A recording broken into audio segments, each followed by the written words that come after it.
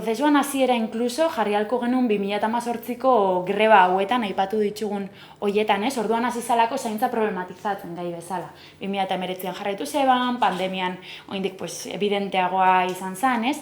Eta pandemia eta gero, ja mugimendu feministatikan hasi zen honen inguruko hausnarketa prozeso handi bat. Eta hor pentsau zen, ze ulertzen dugun zaintzari buruz hitz egiten dugunean, eta bereziki ze zaintza eredu nahi dugun.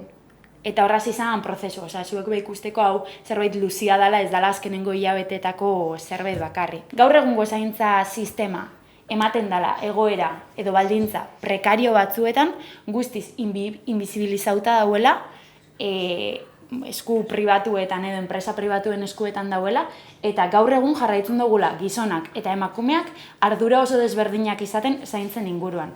Izaten esplizitu hauak gizonek ez dutela hartzen edo ez dutela hartu behar diren ardurak zaintzan alorrean edo oneri buruz hitz egiten dugunean. Prozesu honetan, 2018tik hasi izan prozesu honetan, eta mugimendu feministak hainbeste gogoetatu daben honetan, ja hitz egiten dela zaintza sistema eredu konkreto batetaz, ez dakit entzungo zenuten, baina deitu zaiola zaintza eredu publiko eta komunitarioa, ez? Publiko, alde batetik esateko instituzioak direla, hemen inbertsio potenteak inbar dituztela eta ardura bat hartu behar dutela zaintza lan eta zaintza langile eta zaintza sisteman, eta beste alde batetikan komunitario, esaten gizarte bezala eman behar diogula balore bat zaintza laneri eta ikusgarritasun hori ematea bai gure esku dagoela.